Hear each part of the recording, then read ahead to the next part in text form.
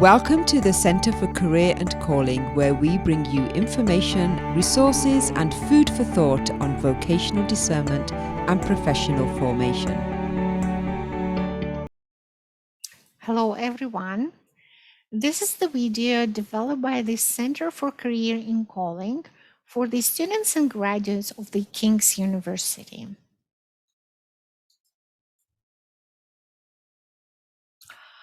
This specific video is about writing a successful resume, and I'm Dr. Tetyana Khramova.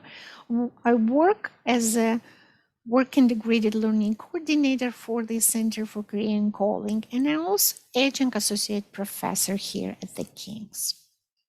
I'll start with talking about what is a resume in general. Your resume expresses both your qualification and suitability for a particular job, for example, an entry-level professional job after you graduated.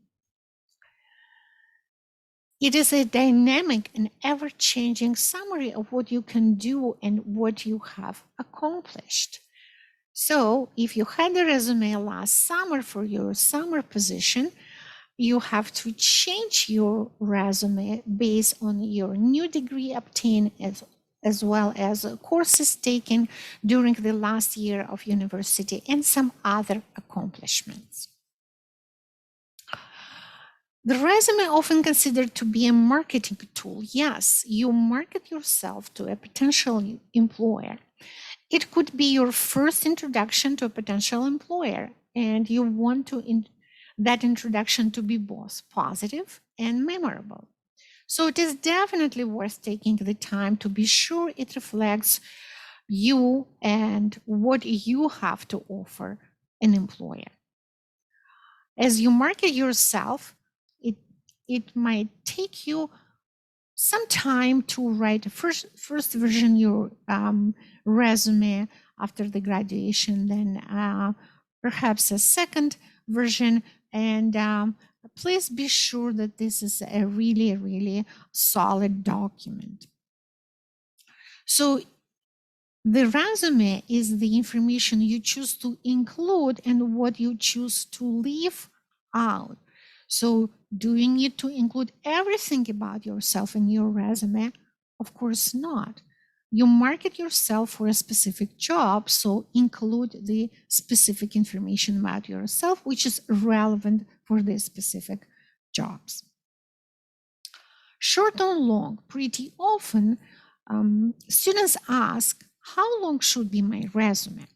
So the answer is minimum 2 pages, but it could be even longer. You are not applying for a sales position, to do some Christmas sales for a specific shop or so. You're applying for a professional job. So present all your professional skills relevant to the position, and it could take more than 2 pages. Because resume is a summary of your entire career, including education, qualifications, and relevant work and volunteering experience is essential. Both your education and work experience can be used to bring attention and focus to the skills you have to do the job, and any specific accomplishment that showcase previous successes.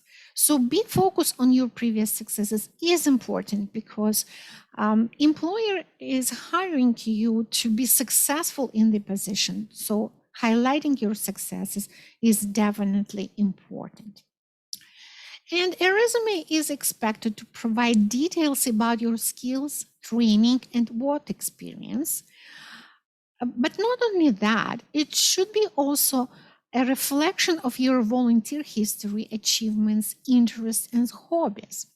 So this gives a more complete view of your ability to do the job, as well as your personal suitability for the work team and workplace culture. Let's say if you've done volunteering related to developing your communication skills, definitely highlighted in your resume if communication skills are really important for a specific job you're applying. No work experience.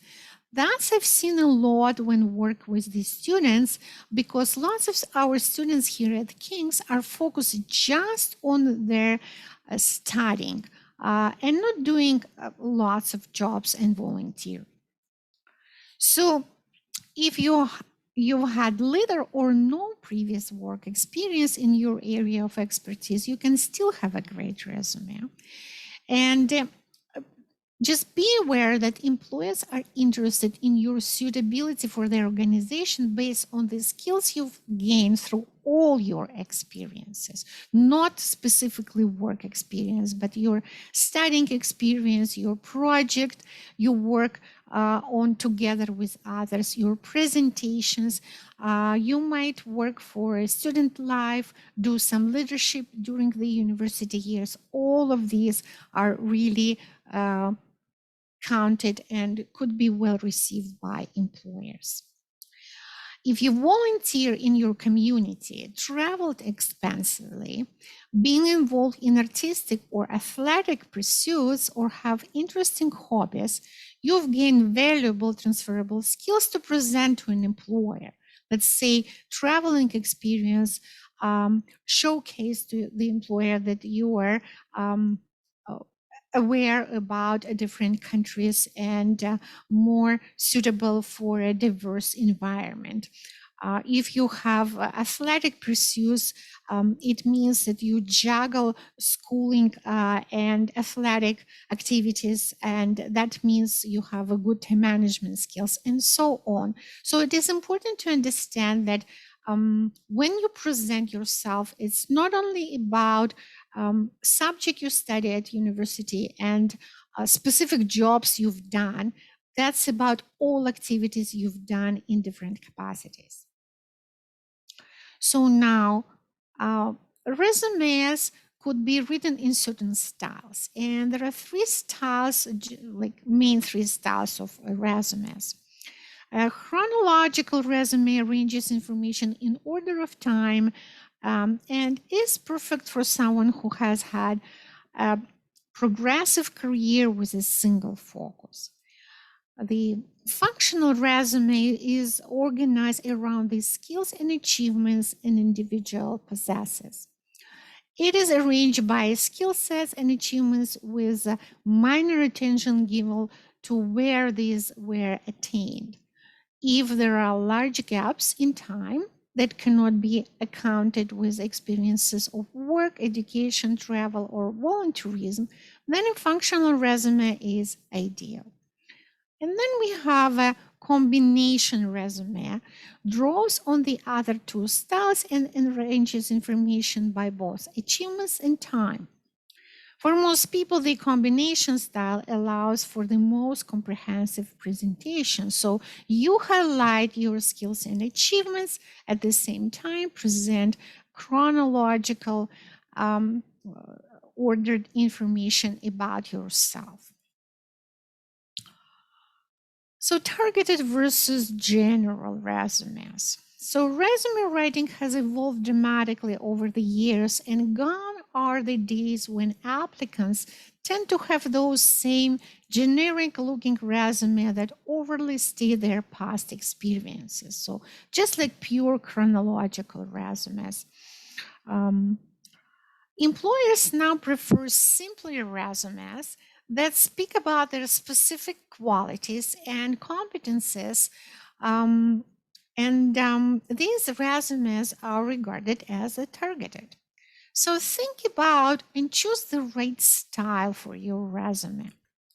General resumes are good when you, let's say, graduate in May, and in April you use your network to spread the word and say, hello, I am graduating in May. I am glad to announce that I am a young professional in this area of expertise, and I'm looking for a full-time job where I dedicate my theoretical and practical knowledge gained through the university years. And then you just have a pretty general resume, which you attach to this message sent to your network. Another way, when you're applying for a specific job, Then you pick up the experiences and skills you have specifically suitable for the position. So the targeted resume would be more suitable for this purpose. So first version of your resume, I'm pretty sure most of you already have the resumes, but how we write the resume? First version is usually generic one. And then when you have a really good and polished generic one, then you can tailor it and make it targeted for a specific position. But what you can use for your first resume, for your first version of the resume, use the following rubrics. On the top, you usually start with writing your name, contact information, and I would really suggest you to include your LinkedIn profile. LinkedIn is a professional network where you could be connected to other professionals. So when you share your resume with a potential employer, it's good to showcase yourself through the provided LinkedIn profile as well. Then work on the such part as objective or a personal statement. For a specific resume, we usually write the word objective and name the position we're searching, we're applying, as well as the name of the organization. Personal statement is suitable for your LinkedIn profile and for your generic resume. As soon as you have a goal for your resume, it is time to support this objective or this goal with a section named Highlight of Qualification. So in this section, mention some specifics about yourself and some highlights which is relevant for the objective. And then support these highlights with more specific sections such as education, work and volunteering experience, and interests. All of these three should support and prove this is true about yourself, what you mentioned in the highlights. Let's say in highlights of qualification, you've written that you have exceptional written, oral and written communication skills. How you can prove it? In the section education, you can write about yourself that you won the writing competition or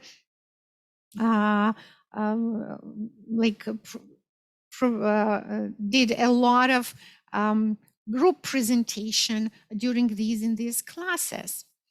In your work and volunteering experience, you can say that you gained experience about running the events or fundraising, communication and stuff. In your interests, you can showcase that you are really like reading, and then I don't know, you did probably, you're part of a reading club or so, all which also contribute in your communication skills. So here we are, whatever you highlight in this highlights of qualification section, this should be proven in later sections of your resumes. And in the end, come up with the list of references and think about people, specific people, who could confirm your qualification. So that's the process for writing your resume. And of course, it should be polished and proofread and so. So let's talk about specific sections of your resume. So in the resume objective, you write a personalized statement indicated what type of work you are interested in and why. The suggestion here from me is avoid generic statements. Consider Instead, what you're able to contribute to the organization and why do you want to. For example, so here's the business student who is interested in accounting has written, seeking a full-time position in accounting where I will be able to apply my theoretical and practical knowledge of business and accounting obtained through the Bachelor of Commerce degree as well as my summer internship. So here you can see the goal is to apply theoretical and practical knowledge and skills. So, the area of expertise is mentioned and degree is mentioned as well as summer internship is mentioned. So highlights of qualifications. Here, I suggest you to use 5 or 6 bulletin points, which serve as a quick reference for an employer. And be sure to include all the specific skills you have for the particular position you're applying for and refer to the job posting. So what specific these bulletin points could be?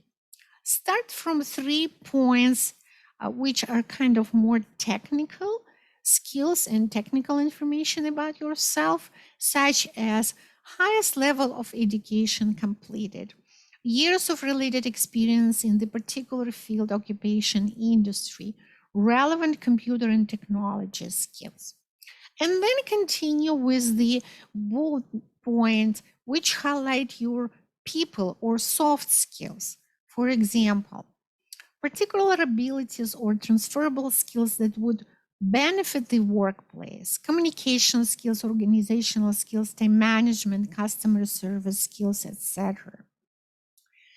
Other important factors that relate to the job or convey your unique talents and abilities, such as languages spoken, international travel experience, extensive volunteerism, sports, or artistic talents.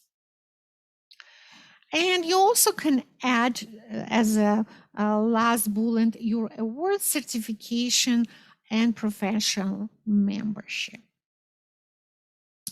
Education. So pretty often students ask me if they should put education above work and volunteering experience or below.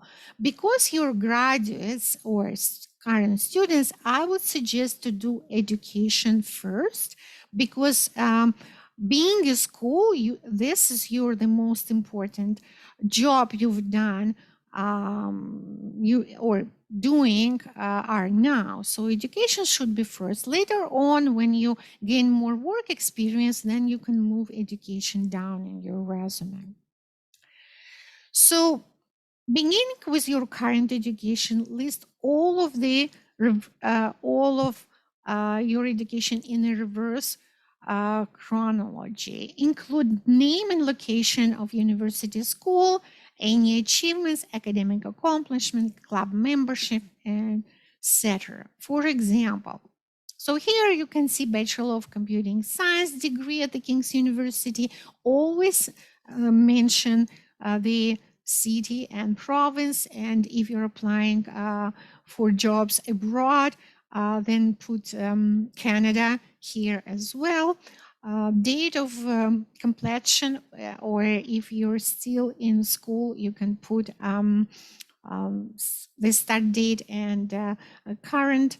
And then you can add here your major and minor if you have minor, your GPA if your GPA is impressive, and some other accomplishment. Like here, the student mentioned his membership of a senior men's basketball team and him be vice president of entrepreneurial club. So you can include the courses you focus on during the schooling year, some project you've participated, if you're part of any leadership here at the university or any volunteerism, you can include here as well. Work and volunteering experience, actually for your employer, whatever experience you have, paid or unpaid, it doesn't matter, it's still experience. So if you have lots of different jobs done during like in your resume, as well as volunteering experience, you can separate these two sections. Or if you don't have lots of things here, you can combine them. So document your employment history beginning with the most recent or current, and list in a reverse chronology in the following format. Using point form and beginning with past tense verbs or action words is really recommended. So here is the format for you. So first you name the organization and location, then your title and times, and then put by using just a sentence or bulleted point what you've done, what you've accomplished in this role at your work or as a volunteer. So I would like to highlight here that it is important for you not just post it your duties, but really mean the main goal you've done those duties. So for example, here in the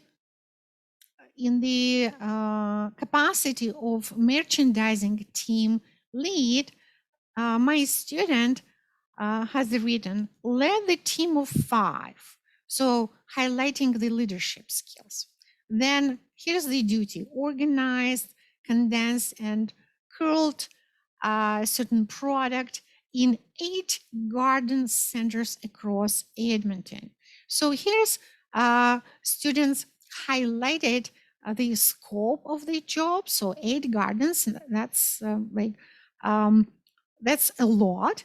And then in order to increase sales, so the student highlighted that actually that was a meaningful job where the goal was increase sales, and the student completed the job successfully.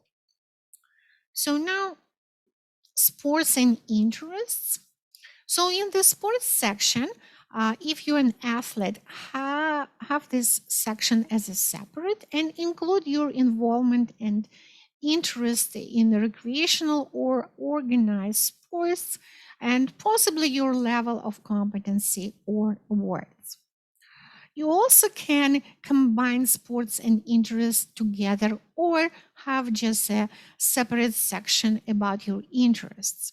Where you can indicate 2 or 3 hobbies or interests which you enjoy in your spare time: crafts, music, reading, traveling, etc.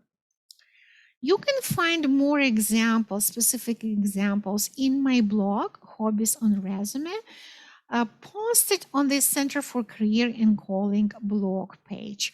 I really recommend to go there and read my examples.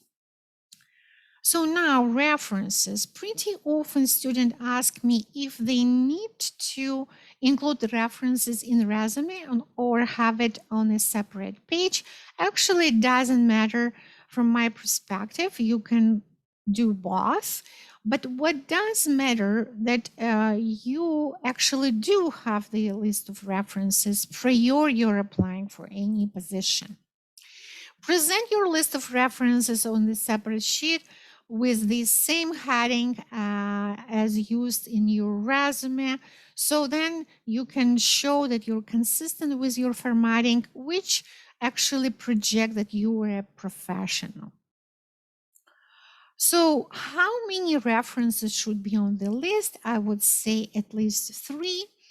So if you claim you're a graduate, it's always good to have one of your professors to be your references to actually support your claim you were a good student. Then if you have anything about work experience or volunteering experience, that would be good to provide a name of your supervisor. And if you have any hobbies, you do something outside of the curriculum to support your church, or um, probably playing sport, then get a reference from your supervisors in these activities, maybe your sport coach, and so. So here's the example for you. Always start your reference with the name of the reference person, current title, and work position, contact information. And then in this specific example, I recommend my student to mention that this person was a supervisor for her job at Rona, and then mention in the end formally the assistant manager at Rona Sherwood Park, which connects this person to the job done by my student at Rona. So be aware that you have to ask permission, uh, person's permission to be included in your list of references. And when, if you get an interview, then inform your reference that you got an interview and the employer could contact the reference person for about a specific position of yours. And that's actually was the last suggestion of mine for you. And I really would like to say thank you and all the best in your job searching after the graduation. Thank you so much. Bye. You have been tuning in to an offering from the Centre for Career and Calling here at the King's University in Edmonton, Alberta. Till next time.